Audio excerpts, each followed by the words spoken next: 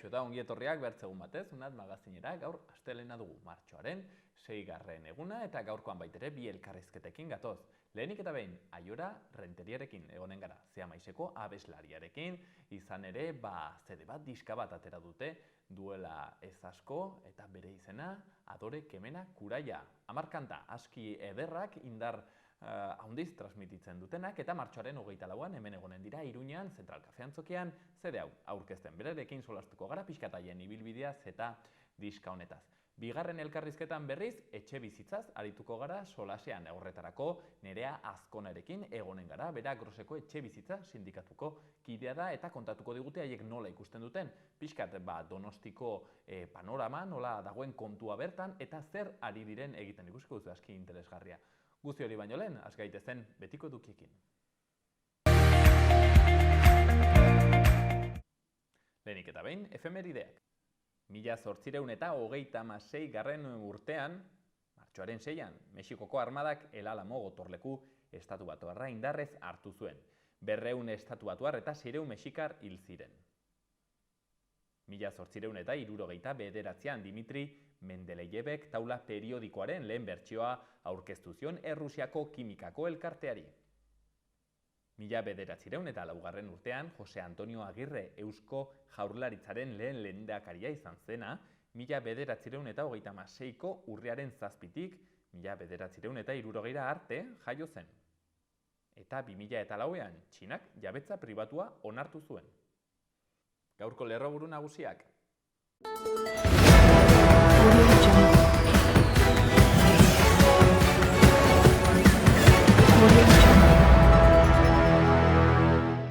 Nafarroak eta Aragoik osasun arloko lankidetza berritu dute mugakide diren eremu geografikoetan bizi direnei arreta emateko. Metapla Iris dei bideo jolasen webiru, metabersoa eta errealitate virtualaren sektoreko profesionalak bildu ditu Iruñan. Nafarroko Ospital Unibertsitarioak sistema bat ezarri du laguntzailek ebakuntza duen pazienten kokapena eta egoera jarraitu ahal izateko. Idatzizko edabideetan, irratian eta online edabideetan euskara erabiltzeko laguntzen deialdia argitaratu du Euskara Bideak. Iruñeko udalak San Ferminetako kartel lehiaketarako deia egin du eta aurkeztutako lanak baloratzeko irizpide artistikoak jaso ditu oinarrietan. Auzotarrak dendak eta laguntzak baliabideak auzoetan elkartzen dira adineko personei laguntzeko eta zaintzeko adinekoen sareen esparruan. Udala, elkar lanean ari da Santa Maria la Real, Milagros Azpilagaina Iturrama eta Txantrean martxan jarri dituzten ekimenekin. 30 urte bete dituen Larraldea Sagardotegia 15 laguneko osatzen duten Eztibeltza kooperatibak kudeatuko du eta asteburuan ireki da publikoa.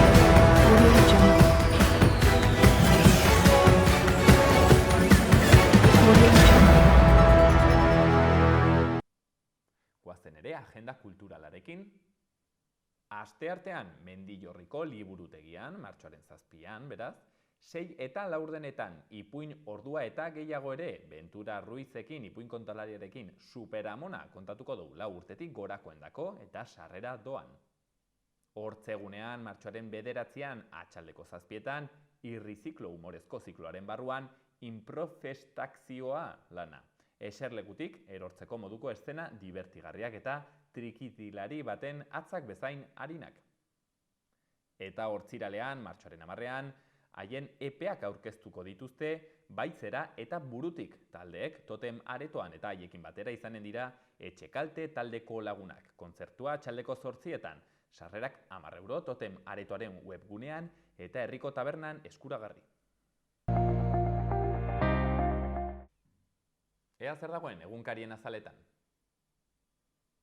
Diario de Notiziasen lerroburu nagusian, Hezkuntza Sailak gaur irekiko du 3 urteko 5.201 ikasleen aurre matrikula. Aldez aurreko izen ematea online edo aurrez aurre egin daiteke datorren ostiralera arte. Behin-behineko onarpen zerrendak martxoaren 30ean argitaratuko dira. 3 ikasletik 2, bigarren P programan hasiko dute hezkuntza etapa. Argazkian udal poliziako agente bat irudiak estaltzen dituen pantailei begira dago. Izenburuan, hiria zaintzen duten 265 begiak. Iruñeko kaleetan jarritako kamerek bortxaketak, liskarrak eta lapurketak argitzen laguntzen dute. Berri gehiagotan, Nafarroak estankoak bikoiztuko ditu Frantziarekiko mugan. Baita ere, Esparzaren jardunbide txarrak gaitzetsi dituzte UPNren disidentzia geldiarazteko, eta Nazio Batuen erakundeak akordio historikoa lortu du ozeanoak babesteko. Diario de Navarran, Nafarroan saltzen den tabakoaren ia erdia Frantzian kontsumitzen da. Iaz, oro har tabako gutxiago saldu zen, baina mugan hazi zen gehien. Foru erkidegoko 187 estankok 58,7 milioi pakete banatu zituzten. Argazkian, Javierren aurrean milaka fededun. Izenburuan, Xabierrek erromesak besarkatzen ditu. 4.600 pertsona inguruk amaitzen dute lehen Javiera da, Gazteluko zelaigunean meza emateko orduan hotzak markatutako egun batean. Eta azkeneko berri batean, gobernuaren bai bakarrik bai legeak M8ari begira agenda banatzen du. Eta Gara egunkarian argazkian bitxalupa itsasoan arrantzan eta izenburuan, ozeanoak babestutako santutegi bihurtzeko urrats historikoa Nazio Batuen erakundean. 15 urte luzeko eztabaida eta negoziazioen ondoren Nazio Batuen erakundea osatzen duten itsas zabaleko akordio historikoa erdietsi dute. 2030erako ozeanoen 30% babespean jartzea da helburua. Eta bertze lerroburu batean, 1.000 milioiko gainkostua Gatikako interkonexio elektrikoan, Madrilek eta Parisek makroazpiegituraren gainkostuak banatzeko lortutako akordioak dagoeneko 60% igoera dakarrela erakusten du. Berri gehiagotan, Euriborrak 200.000 euskal familia jarri ditu kolokan, eta presioak presio sindikalismoa eta grebak gora egin dute Estatu Batuetan. Ahakitzeko Euskal Herria irratia, Aitziber Garmendia sortzeneko kidearen hitzak lehenik eta behin. Euskaraz ikasten badute, euskaraz bizi ahal izango dira. Aurre matrikula hande ereduaren alde egiteko eskatu dute Nafarroko euskalgintzak eta hezkuntza komunitateak elkarlanean. Baita ere, zerotik aurrera aukeratu euskara dio leloak. Eta bertze berri batean, 3 urteko 5.201 aurrentzako aurre matrikulazioa abian dago, eta azkenik, Osasunak Ruben Peñaren baja bakarrarekin eginen dio Zeltaren aurkako partiduari.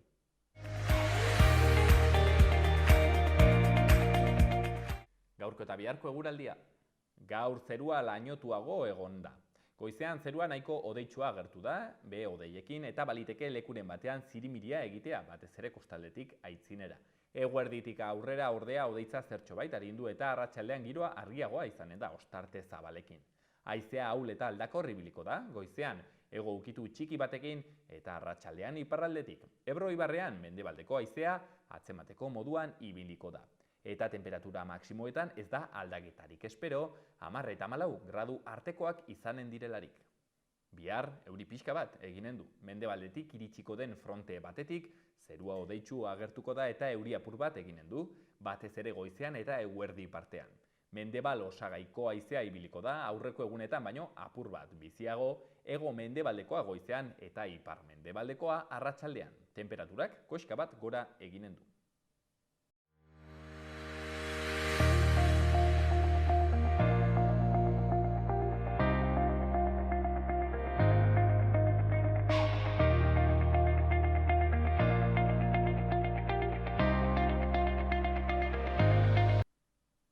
Aiora Renteria Zeamaiseko abeslariak 2021 bukaeran erabaki zuen tartetxo bat hartzea, eszenatokiak uztea, gero bueltatu zen berriro ere, eszenatokietara atera CD horrekin, eta orain duela gutxi, 2022an zehar joan dira ateratzen kanta berriak, eta orain CD berri batekin datoz, horretarako kemen handitz behar da, eta hain zuzen ere, CD-aren izena, Adore Kemena Kuraia, hemen duzuena, aurkezte biran ari dira, handik hemendik, eta Iruñen ere, martxoaren 24an egonen dira, zentral antzokian, hortziral horretan, eta guk gaurkoan plazerra handitzez, Aiora Renteriarekin berarekin egonen gara, honeta solasean, beraz, arratsaldeon Aiora. Hau, arratsaldeon. Mila esker gurean agotegatik. Aiora, eskerrik asko.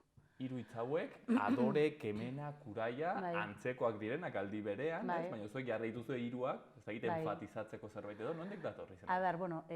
Pandemian ostean ez genekian, pandemian geundela, ez genekian oso ondo egia esan zer egin, ez? 2019an amaieran atera disko atera gendun, eta, klaro, 2020an ja danak konfinauta, diskoa gelitu zen nahiko galduta, ez genekien egia esan kontzertuak hasiko ziren era normal baten, maskarilla gabe eta eserita egon gabe, eta orduan, karo, ez genuen nahi beste disko bat atera, ez? Orduan, erabaki gendun, abestiak egin ahala, ateratzea sareetan, ez? Eta, baina bai pentsatu gendula, horrek eduki behar du ari bat, ez? Horrek ateratzen diren singelen artean ari bat izan behar dute, ez? Ez izateko dana oso hain arraro eta hain desperdigatua, ez? Eta orduan erabaki gendun, adore hitza, kemena eta kuraia erabiltzea, egiteko ari moduan, ez? Hiru ia sinonimoak direnak, eta justo bizi izan gendun garai hori, beharrezkoa egia esan, beharrezkoa izan da, adore hori, kemena eta kuraia aurrera botatzeko, ez? Eta horregaitik adore, kemena, kuraia. Ezagit, zure ibilbide pertsonalearekin, prozesuarekin baduen kusteko, baita ere, hortatik haratago iduritzen zait, erraten ziren moduan, nolabait ere, testu inguru sozial honekin ere, ez da egitez, lotzen dela, momentu batean gaude ez. Egia esan ideia eta adore, kemena, kuraia, horrek 3 singelak aurretik eginda zeuden. Orduan ez da izan zen, bizi izan gendun garai horietatik, azkenean pandemian danak pizkatzu bat bizi izan dugu, gauza oso traumatiko bat, ematen du ez dela ezer gertatuta danak gaudela oso ondo, baina ez da egia esan, badaukagu hor trauma txiki bat aldatzen joan beharko garena, eta hortik dator adore, kemena, kuraia, ez? Gero bizitzak ere beste gauza batzuk ekartzen ditu, baina hau justo kanpoan egon da. Adore, kemena, kuraia da pandemian pentsatutako zerbait. Nahi zuzen ere, haitzen nuen lehenguan datu erratzen zutela pandemia ezkeroztik gazten osasun mentalan arazoek nolabait ere gora nabarmen egin dutela, testu ingurua erraten genuen moduan, berezia gaude. Akaso bertze garai batzuetan, beharko zen, baina orai dudarik gabe, hoixen adore, kemena eta kuraia behar da, indarra transmititzen duen zerbait, ez? Aurrera joateko eta bai. Aurrera segi. Zede hau, non entzun behar dela, errango zenuke? Zagin, ni pentsatzen ari nintzen kotxean, joaten zarenean hor, eta kotxean pegatzen duela, ez dakit. Egia esan, nire ustez, azkenean 10 abesti oso ezberdin daude, orduan momentu batzuk kotxean, abestiren bat kotxean entzutea oso ondo dago, etxean lasai egoteko ere badaude, eta badaude ere abesti asko dantzarako. Orduan uste dut dala CD bat oso erabilgarria azken baten, dantzaleku baten edo juergan entzun zeinkela, beste batzuk etxean lasai egoteko, eta beste batzuk nahi duzun tokian. Pablo Cabezak, hain zuzen ere, erraten zuen nolabait ere egiten honen inguruko reseña bat, edo kritika bat, akaso zuen abesti bloke onena izan dela, etzen ausartzen erratera zede onena dela, hori beti zaila delako, subjetibo puntu bat ere badolako, baina nolabait ere, lan aski txukuna iduritzen zitzaion, ezakit zuk ere aiora sentsazio hori. Gu oso pozik gaude, egin dugu sekulako, ez duen maten azkenean 25 urteetan ibili gara, baina ikasi dugu ja abestiak egiten, egin dugu CD bat 5 ekoizle ezberdinekin, 4 estudio ezberdinetan, zati ezberdinetan eginda, joan gara ezagutzen ez gendun jendearekin grabatzera, horrek eman digu sekulako indarra eta eman digu sekulako esperientzia, eta hori ikusten da, abestiak egin ahala grabatu ditugu, orduan freskotasun hori badago. Guk taldeek beti esaten dugu berdina, azkenengoa da onena, da azkenengoz bota dugun guzti hori, ez? Gero igual denbora pasatuta esan nahike besteren bat, baina ez, niretzako disko hau dau temazos beteta, uste dut oso interesgarria direla, eta gainera oso puntu ezberdinekin, ez? Adibidez, Ricky Follnerrekin egin genituen bi, eta dira pop abesti oso potenteak, Santi Garziarekin egin genituen beste bi, eta horrek biak dekie indar gehiago, eta produktore bakoitzak, ekoizle bakoitzak bere tokea eman dio, Deifekin egindako lana, Corazón de Tango eta Kuraia abestiak ere izugarriak dira, Paco Locorekin asko divertitu ginen ere, eta egin ditugu abestirik soroenak, ez, bat oso lasaia, eta bestea oso kaineroa, eta gero Aritz Aranburukin egin ditugu bi abesti azkenean elektronikoak direnak, ez? Orduan dauka ditu 10 abesti, baina kubritzen du sekulako, musikalki sekulako espazioa, ez? Osea, badago danetarik, eta uste dut hori lortu dugula dena zea maiz izatea, eta abesti potenteak sortu ditu egia esan, horrela sentitzen gara. Kasu honetan berezia, akaso nik ez dut handizu ulertzen musikaz, baina sintetizadoreak sartu dituzuela. Ez dakit behintzat aurreko CD-arekin ezberdintasun hori. Bai, badaroagu urte batzuk ja sinteak sartzen, hauetan sartu ditu ere bai, baina hortaz aparte ja daude pare bat abesti Aritz Aranbururekin egindakoak, grabatu genituen Tiopeten Jose Lastra teknikariarekin, eta horrek ere bi abesti oso elektronikoak dira. Horrek dira igual nabarmen beste pausu bat dagoela elektronika bukaerako bi kantu horietan, ez? Baina sinteak ja badaragu sinteekin jolasean esango nuke urte desente, ez? Adibidez, era diskoan, Egoian data abestia dagoen disko horretan ja jolas batzuk daude sinteekin, Aritz eta bere lagunak, esplizazpiko lagunak egindako gauzekin. Orduan badaragu urteak ja sinteekin jolasean, uste dut ja, ze amaizen parte badirela, ze hasiera baten ja, abestiak sortzen hasten garenean ja sinteak hor daude, ez? Sentsazio ematen dut CD-a itzen duzunean, hain zuzen ere azkeneko bi kantoiek direla pixket esperimentazioko kantak, ez? Rollo, pixket bat dagoela ze amaizen igual soinu klasikoagoak gainerakoan eta bukaerako horietan dela, bueno, divertitu behar gara pixket abertzera ateratzen. Eske oso abesti bereziak dira, eta hori da Aritz Aranbururen eskua da. Bai, hori berana da, ez? Hain zuzen ere, zerrango zenuke baduelan CD honetan ze amaiz zaharretik eta zer berri batetik? Badena, ze azken baten dauka pop abestiak, baditu ere abestiak intentsitateakin jolasten dutenak, hori betidanik egin dugu, ez?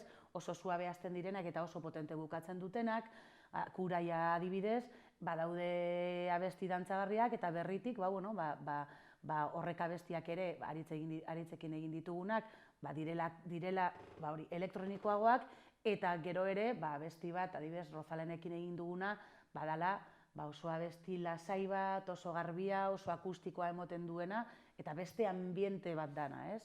Orduan hori guztia dago, ze amaiz harretik, ze amaiz berritik, azkenean dena gara, ez? Aipatu duzu Rozalen, zer moz izan zen berarekin, zagit kanta hori grabatzea, zagit lehenagotik ezagutzen zenuen? Bai, Donostiko zinemaldiko galako ekitaldi horretan jarri ginduzten bateran Egoian data kantatzen, eta hor ezagutu genuen elkar.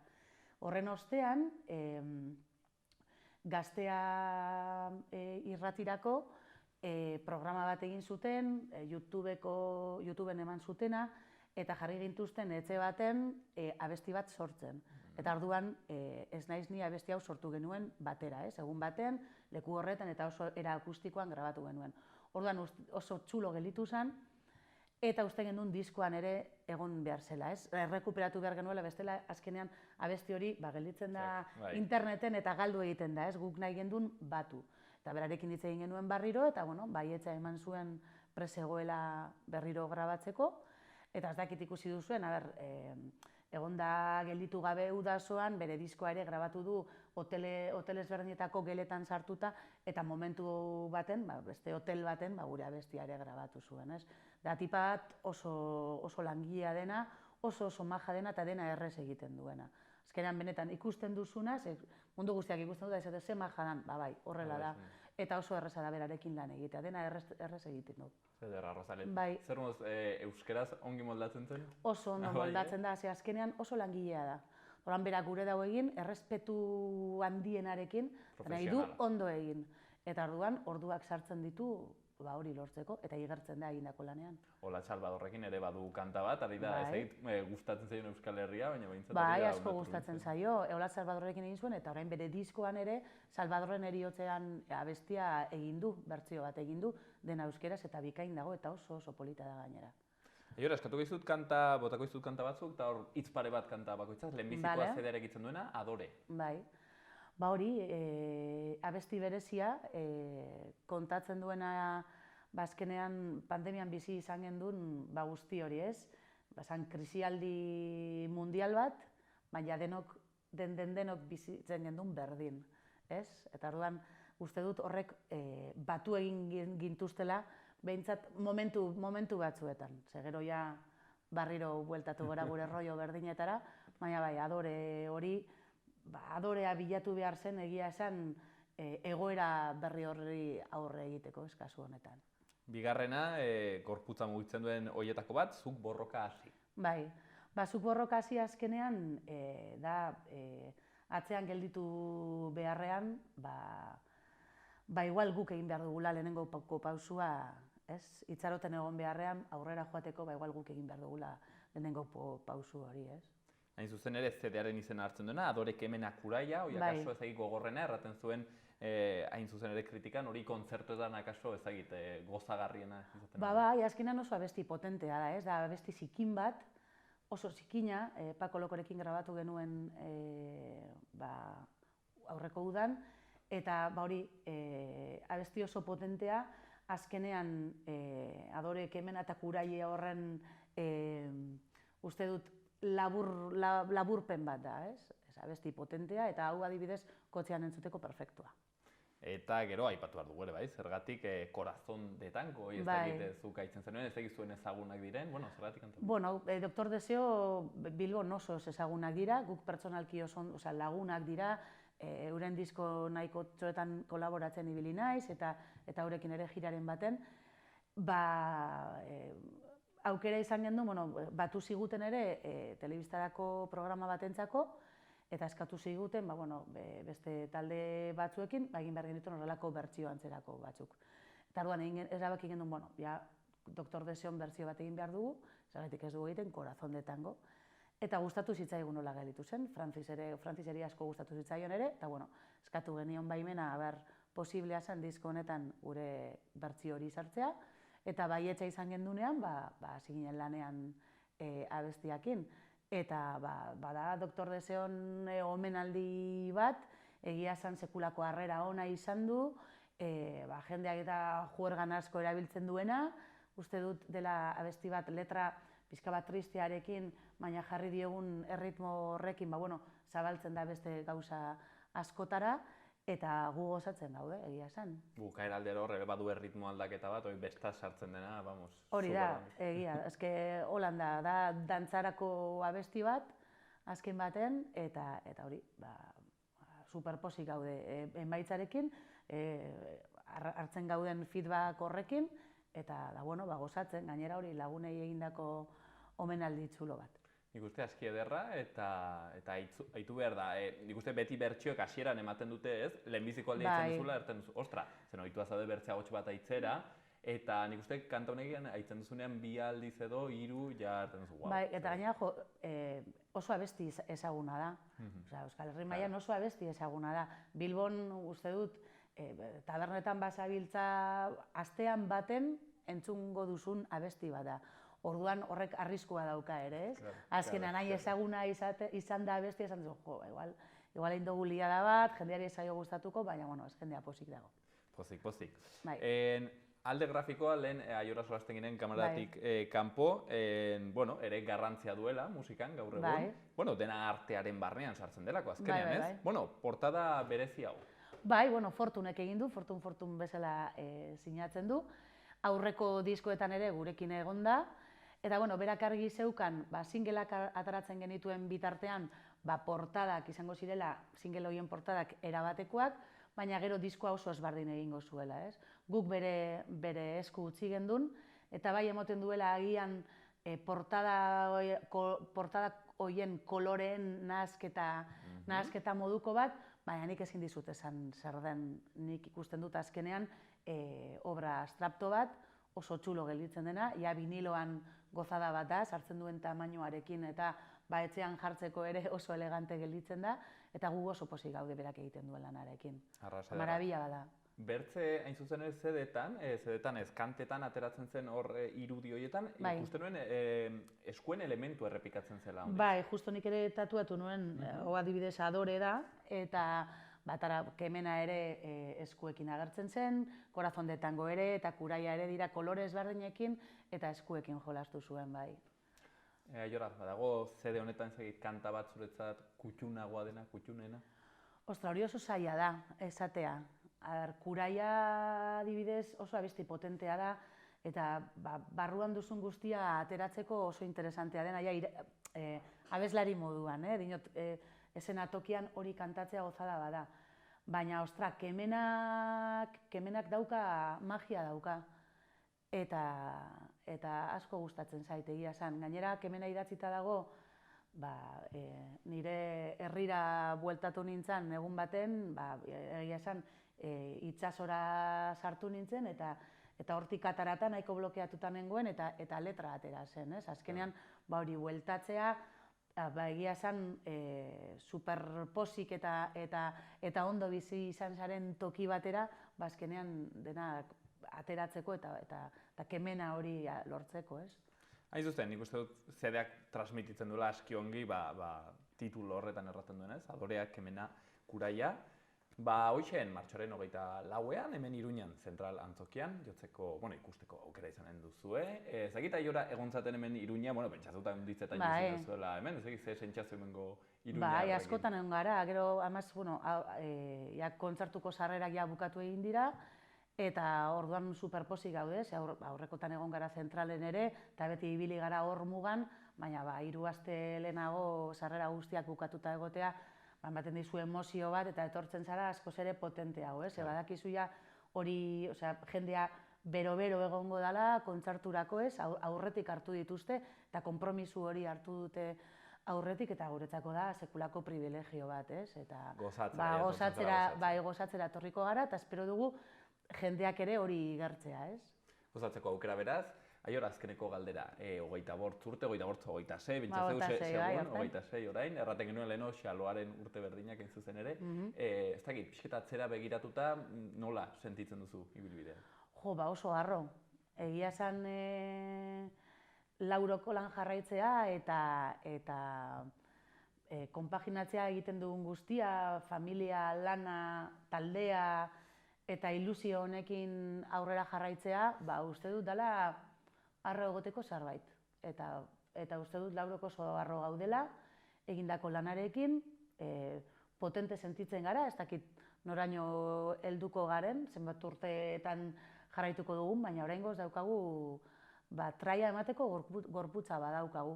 Eta gustora gabiltza gainera disfrutatzen, ez hori, azkenean sarrerak salduta egotea, diskoekin sariak irabaztea, eta ez bakarrik hori jendearen feedbacka izatea superpotentea, gozada bat da, horrek barruan benetan ematen du emozio bat, jarraitzeko eta oso potente ibiltzeko. Eta horretan saiatuko gara, daukagun guztia ataratzen topera. Por cierto, zagon gaztea, sarietan, hor maketan, hori nola da, noiz akitzen da gaztea sarietan? Ez dakik guz gaztea saria pasadan astean irabazi gendun diskoak irabazi zuen, eta gainera hori jendeen botoengatik da, ez? Orduan, bada, gozada bat, azkenean jendeak ditu hainbeste talde bozkatzeko, eta 25 urte daroan talde bat bozkatzea, gazte sentiarazten gaitu, eta ikusten dugu, badagoela generazio ezberdinetan, zehmaiz barruan dagoela, eta horrek harrotasuna ematen digu. 26 urte beraz, hor eszenatokietan, eta segitzen dute, Laurok, hortxen, Bilboko talde hau, eta, oraindik ere, CD aski potenteak ateratzen. Aterauten azkeneko hau, Adore, kemena, kuraia, entzun, eta hemen Iruñan, 24ean, erraten zenuen sarrerak ja agortuta dela, baina, bertzetokietan aitu beharko da. Hori da. Aiora Renteria, eskerrik asko. Eskerrik asko.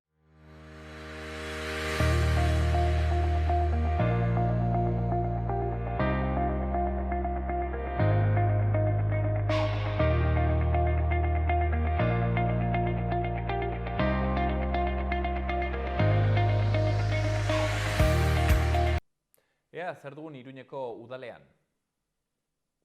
Iruñean, Catalina de Oskariz udal eskolak 2 marrazketa eta pintura tailerra eskainiko ditu ikasturteko azken 3 hilekorako.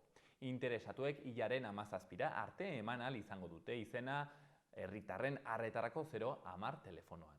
Baita ere, Enrique Maia alkateak harrera egin dio Bulgariarren Nafarroko kultur elkarteari Orfei BG bere jai nazionala dela eta. Elkarteak oroimenezko plaka bat banatu du bere jarduerak garatzeko udalaren laguntza aitortzeko. Eta azkenik Iruñeko udalak 2 ikastetxe hartatuko ditu datorren ikasturtean energia xahutzearen aurkako ekintzak garatzeko. Programarekin bat egin nahi duten ikastetxeek apirilaren 3 arte eska dezakete.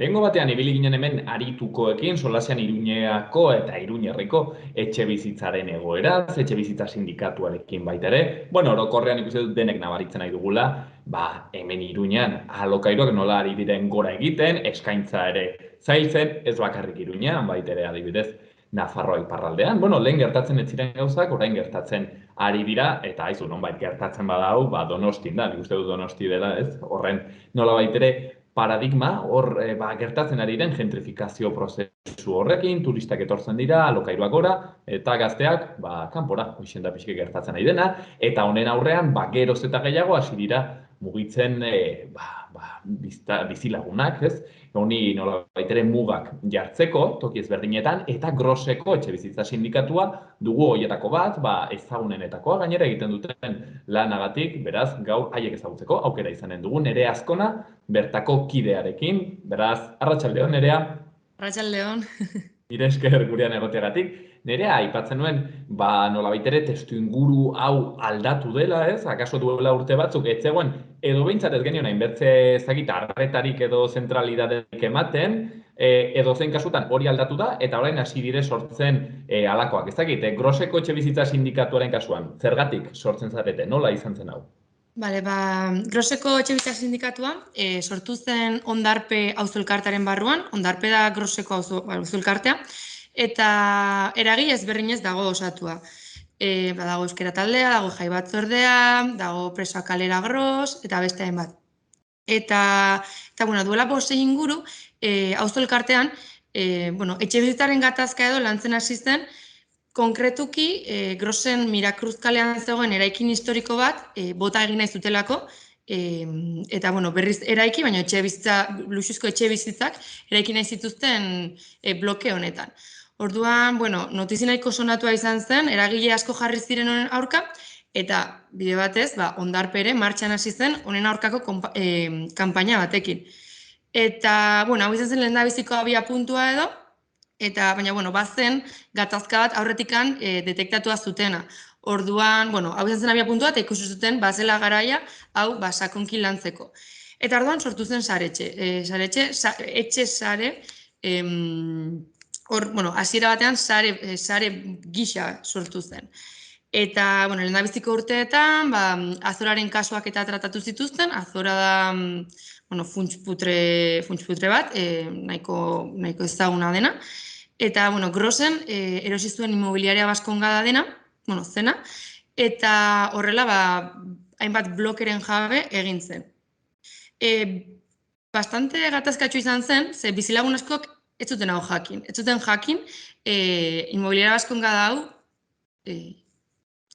Azora honek jan zuenik, ez? Hau da, Mirakruzen etxe bizitza hori ez, hori da beste bat. Beste bat, hori da. Eta arduan, honekin hasi zen nahiko kanpaina handia, ze bizilagun asko kaleratuak izan ziren, alokairuan igoera ikaragarria jarri zizkieten. Eta arduan, pixkanaka sare izatetik, eta baita ere, inguruan ere ikusi ziren etxe bizitza sindikatuak sortzen ari zirela, orduan sare izatetik, azkeneko 2 urtetan sindikatu forma hartu du. Eta gaur egun arte. Aipatu zu, Mirakruzeko etxe bizitza horrekin zer gertatu zen azkenean ere? Azkenean, bota egin zuten, eta eraikin berri bat sortu dute, eta hori, eta luxuzko etxeak egin dituzte, eta saldo egin dituzte.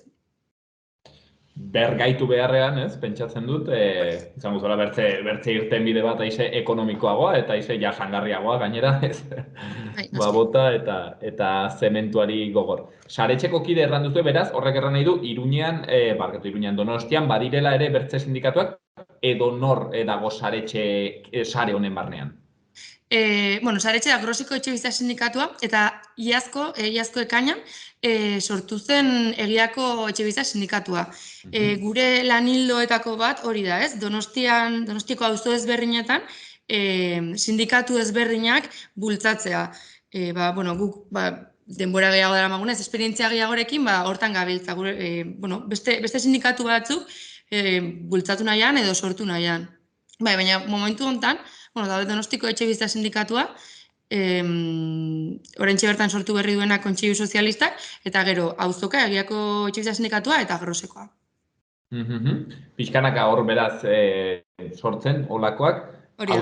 autodefentsa, ez, ideia horrekin, gero galdetuko dizut hortaz. Vale. Hortan sartu baino lehen erea, galdetu nahi nizun, karo, zuek esplikatu duzuen nola ukitzen zizuen, ez, bapatean grosen bertan kontu hauek ez, azorarenak, etxe bizitza horrenak, luxu egin nahi zutela, nola baitere, kapitala ukitzen hasi zen zuen ingurunea, baina galdetu nahi nizuen pixket ze analisi egiten duzu, hau da, zer ari da gertatzen orokorrean eta zehazki grosen edo Donostian. Bale, claro, etxebizitzaren gatazka, guk ez dugu ikusten gatazka isolatu bezala, eta, bueno, gatazka orokorraren beste puntu bat baizik, ez? Eta argi utzi nahi dugu baita ere, etxebizitzaren gatazka, ez dela gatazka individualak, norbanako bat eduki ezakena, baizik eta klase intereseaz bati erantzuten dion zerbait dela, ez?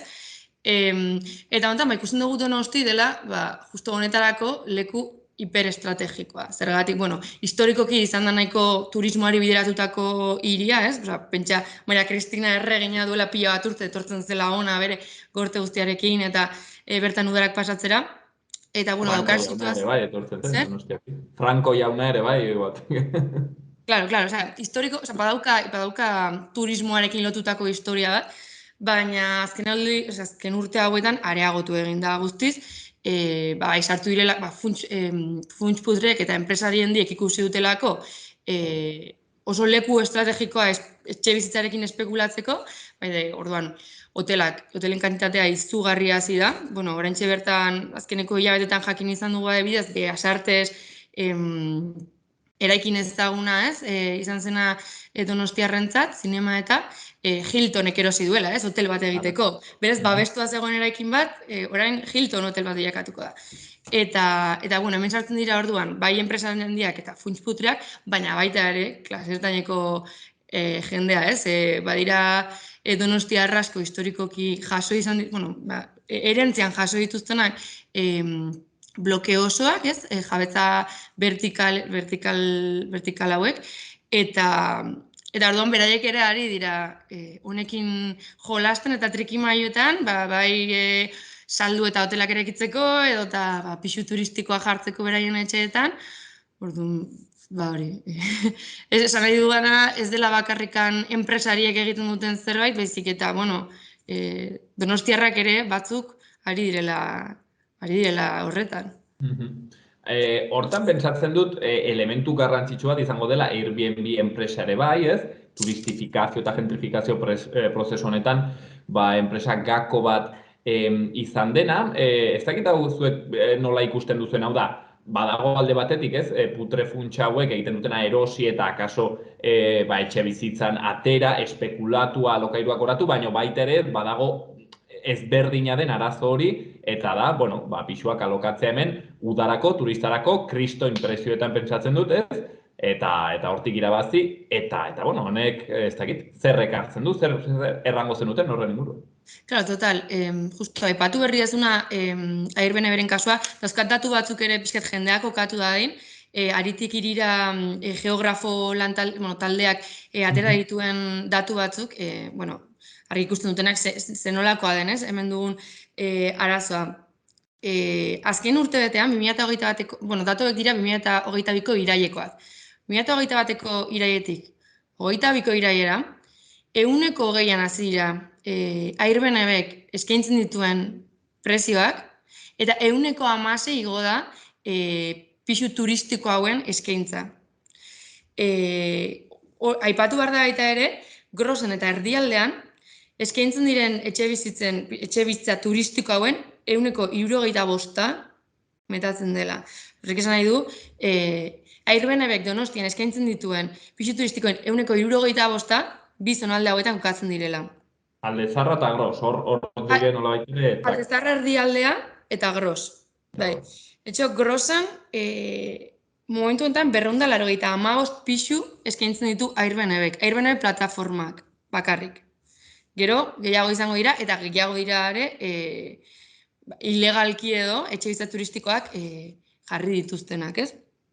Eta prezioarekin lotuta ere, lehen esan dut 120 hasi dela prezioa, eta hain zuzen ere, Bueno, 2021ko irailean 168,83ko prezioan zegoen bataz beste gaua Donostin, eta 2022an 203,62 igo da. Eta horrek kokatzen du Donostiko etxebizitza turistiko hauen prezioa Nueva York, Barcelona, Madrid edo Parisen, Paris bestelako hirien neurrira. Ba. Eta etxe bizitzaren prezioa bera ere bai, lehenguan batek erraten zidan, karo, han 400.000-tik, 500.000-tik ez dela jaisten pixu bat. Erran nahi du toki batzuetan palazio bat izango zena, Donostiren kasuan da pixu bat, bigela, komun bat, eta gutxi. Claro. Bai, ez zinezkoa da. Eta gainera, grosen justo, airbene beren arazo honengatik eta pixu turistikoen asuntoarengatik, iaia ez zinezkoa da urte osoko alokairu bat bilatzea, ze enpresarientzat edo, jabeunentzat, askoz errentagarriagoa da pixu bat ekainetikan abuztura irekitzea 3 hilabetez, urte osoan Donostiar bati, groseko bizilagun bati alokatzen jarri baino. Askoz etekin handiago ateratzen dutelako 3 hilabetetan, urte osoan zehar baino. Eta horrek... Nerea, ez zaten harrituko ere bai, egotea kasuak zeinetan alokatzen dizuten irailetik maiatza ingurura, eta gero erraten dizuten, orain udan kanpora. Claro. Hori da niona, bai. Ezinezkoa dela, praktikamente ezinezkoa dela urtebeteko kontratuak lortzea grosen. Orokorrean nire honek ze eragin demagun sozial izaten ari ditu Donostian? Bale, Donostian edo... honek eragiten duena da, zuzenean, alokairuen garestitzea. Esaten nuena, oso zaila da urte osoko alokairuak bilatzea, eta gainera askoz garestiago dira. Gero, gura auzoan behintzat, eta esango nuke Donosti osoan ere, turismoari bideratutako zerbitzuak indartzen ari dira, eta kontrara, auzokidek behar ditugun beharrak asaltzeko tresnak falta zaizkigu. Honek ere eragina dauka, alokairuen igotze honekin, bizilagun pila bat, beraien etxetatik jun egin behar izan direla. Ez guk asko aipatzen dugu gure sindikatuan, isilpeko etxegabetzen kasua, ez? Donostian ez direlako hainbeste ikusten, indar polizialak edo gauzatutako etxegabetzeak, baina aldiz, hilabete gertatzen dira isilpeko kaleratzea hauek. Horrek ze eragin dauka baita ere, komunitatea galtzen doala, ez? Azken urteetan, hainbeste bizilagunek alde egin behar izan dutea beraien etxeetatik, sortuta zegoen komunitate hori edo indar hori pixkanaka ahultzen dijo dela, eta noski hau ez da kasualitatea. Eta gainera hori, batzutan pentsatzen da, turismoaren beraren trampa, ez? Zeren, turismoak bilatzen du hor autentikoena, komunitateaz, bilatzen du, azkenean joaten da, ezagutzera aldezar edo gros, autentiko bat, egiazkoa, bertakoa, baina azkenean bera hiltzen du maite duen hori, ez? Zeren, horko gazteak eta denak joaten dira berzetokietara, eta bihurtzen da, museo bat izango balitz bezala aldezarra, ez da? Claro, guztiz, guretzako, gazteontzako, iaia ez zinezkoa da, gure auzoetan bizitzen ez da amesteak kasi, ez? Goiak, bastante sonatu izan zen, Goiak duela, urte bete edo egin zuen deklarazioa zeinetan esan zuen, kapritxo bat zela, ez? Pentsatzea, gazteo... Eskisitoa zela, tokian berean bizina izatea, dolako zerbait. Hori da. Hortxe dituen eraginak, turismoak, eta nik uste dut ongi dagoela, hori behintzat mailaren gainean jartzea, zeren gainera, Donostiaren plan ekonomiko pentsatu nagusia, hori da, ez? Turismotik tiratzea, eta honek ze eragin ari ditu izaten, nola ari da hiria bera eraldatzen, eta azkenean ze zentzu duen, ez? Hiria bera ez bada bertakoendako bizigarria, ze puntotarraino badu zentzua honekin guztiarekin aurrera egitera, ez? Hala ere, zegoen hemen, nerea ipatzen zenuen gauzat, nik uste aski interesgarria, eta batzutan kostatzen zaiguna, zeren normalki, ez, jartzen dugu pilota putrefuntz hauen teilatuan, ez da? Eta egia da, hau da, putrefuntz hauek baduten, boterea ikaragarria da, ez dakigu, ez, gauza oso iluna da, opakoa, ez dakigu non dauden, ez dakigu zer egiten duten, ze teje-maneje egiten dituzten, baina ez da horrat mugatzen ere bai, ez? Agertu zen ikerketa bat duela urte batzuk edo, eta erraten zuten, Espainiar estatuan, ez dakit, etxe bizitzen, kopuru handi bat, ehuneko handi bat, erdia ezpada, partikularrenak zirela. Hau da, klase ertaineko jendearenak, ez? Eta haiek, zuk erraten zuen bezala nerea, bare erraten den bezala, se montan en el dólar, ez? Eta, bueno, baduzu etekin atera hortik, aurrera, ezta? Claro, bai, guri sindikatura iritsi zaizkigu horrelako kasuak, zeinak gazte batzuk pixu batean bizi ziren eta batean jabeak esan zien pixu hori behar zuela edo bere amarentzako eta investigatzen jarri eta ikusi Grosen bakarrik zeuzkala beste 5 eraikin batzuk turismora bideratuta, beste batzuk ez, eta bai. Eta zergatik bota nahi zituzten hauek? Hauek lortu zutelako gutxi gora bera kontratu, edo prezio jasangarri bat edo, beraientzako, eta ikusi zuten ez, bazeukatela aukera berriz alokairuan jarri eta prezio galtu batean jartzeko, besazten, venga. Eta horrelako kasu asko iristen zaizkigu sindikatura, bai. Partikularrek, eta askotan partikular hauek, leheno aipatu dudan bezala, dira etxe bizitza batzuen jabe, baina beste askotan etxe bizitza bloke osoaren jabe izaten dira. Egundokoa Donostian gertatzen ari dena, egiten duzuen lana, nik uste dut, ez dakit, ardatz edo erpina handiz dituela, ez da, erraten zeren etxe kaleratzetan, horrela baitere horregoten zaten, betxe zeu asesoramendu juridikoa, behintzat alde neurrian edo emanen duzuela, eta gero nerea gauza bat aski kuriosoa, atera duzuena, ez, pisu turistikoak debekatzeko gida moduko bat kaleratu duzue, konta iguzu? Bai, hori da. Hau guztia hasi zen duela hilabete batzuk, Groseko bizilagun bat gerturatu zitzaigulako, esanez bere portalean, bere etxepean.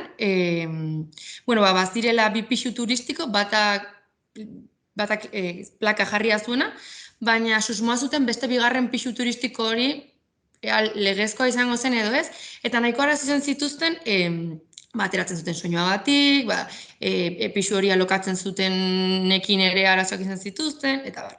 Eta orduan, etorri ziren gure sindikatura, horren ingura galdetzera, ea bagenekien, zegoen modurik, nolabait mugatzeko, edo, informazio bila etorri ziren. Eta orduan, guasi ginen pixkat investigatzen eta hori topatu genuen, zegoela aukera, ekintza ekonomikoak, aktibidade ekonomikoak, etxepeetan mugatzeko edo debekatzeko. Eta horrela, atera genuen gida hau, zeinak 3 puntu edo dituen.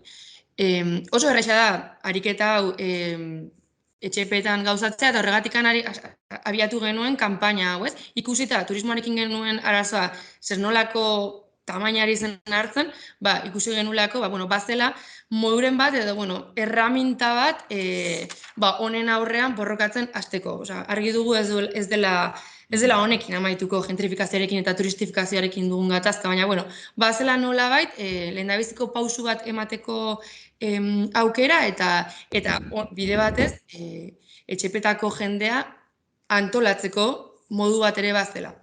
Orduan, azalduko dut pixka bat nola den prozesua edo. Jabetza erregimen horizontalean eratutako etxe bizitza hauek, egin marko luketen lehendabiziko pausua izango zen, bizilagun bilera bat konbokatu. Bizilagun bilera hau konbokatzerakoan, aurretikan puntuak bidaltzerakoan, zehazmeaz jarri barko luke, bozkatuko dela etxe bizitza turistikoak edozein jarduera ekonomiko gauzatzeko aukera. Orduan, behin hori eginda, bizilagun bilera egiten da, eta puntu hau bozkatzen da. Puntu hau bozkatzeko eta aprobatzeko bilduta daudenen 3 bostek baiezkoa eman barko luke. Hori eginda, administradoreak erregistratu egin behar du akta, eta horrela, gelituko litzateke ja, hau erregistratuta, eta berez, neurri honek ez dauka atzera eraginkorrik, baina bai aurrera begira jarri nahiko lirateken pisu turistiko guztiak mugatuak egongo ziren. Ezin da, zuzenean, hori onartzen bada, ezin duzuzuk airbidez jarri pisu bat. Hori da. Hala ere...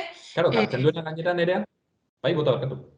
Ez, hala ere neurri hau, topatu gara kasu batzuekin, gertura zaizkigu sindikatura bizilagun batzuk esaten, beraien etxeetan aurretikan hartuta zukatela erabaki hau, eta baina hala ere ez dago kasu gehiagi, ez daukagu judizializatu den kasu gehiagi. Orduan, guri askotan pasatzegu ez dakigula zehazmeaz, demanda bat egotekotan, ze bide hartuko zuen epaiak.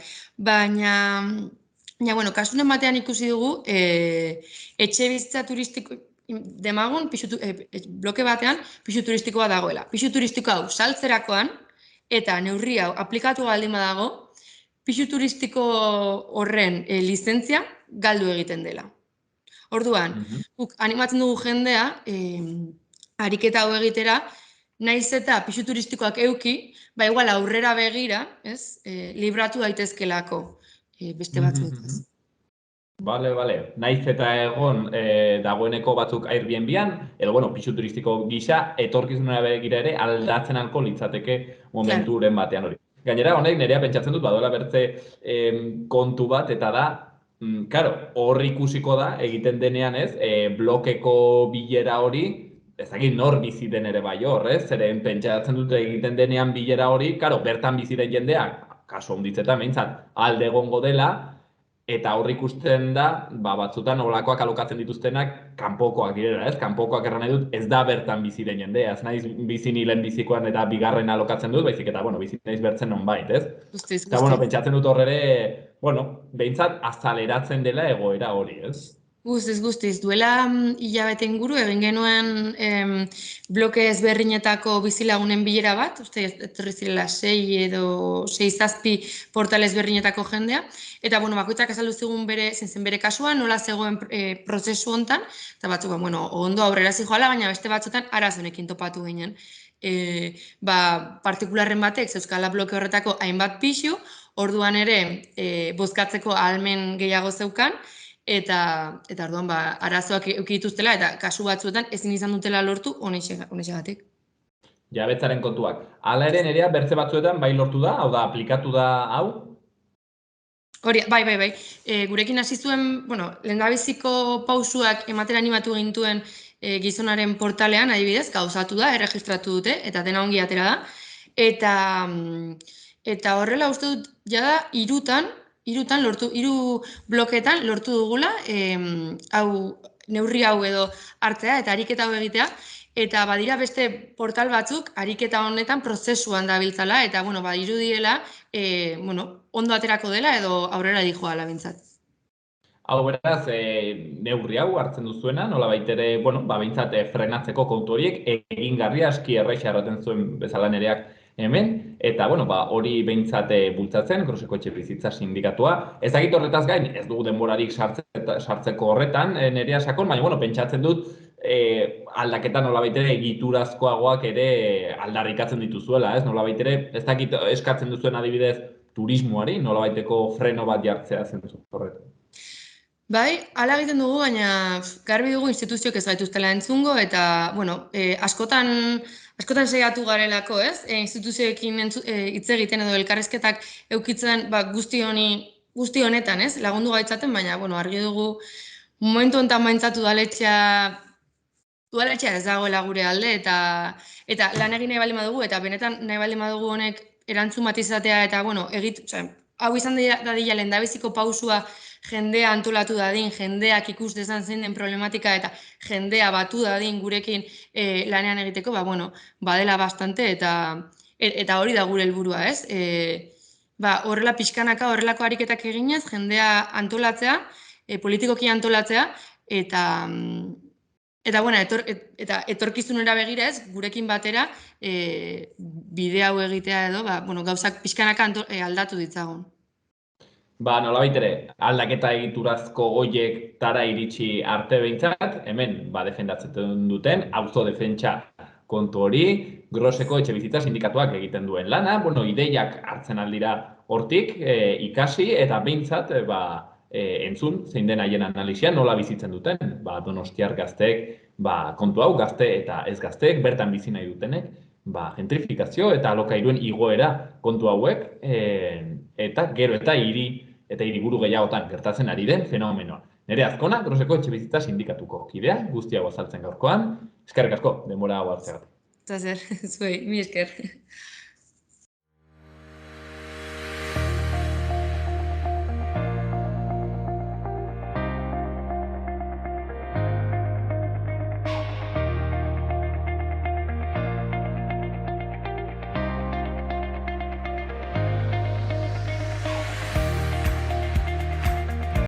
Hauxen dena gaurkoz hemen magazinean, bihar ere, asteartean, hemen izanen gaituzue, printzipioz.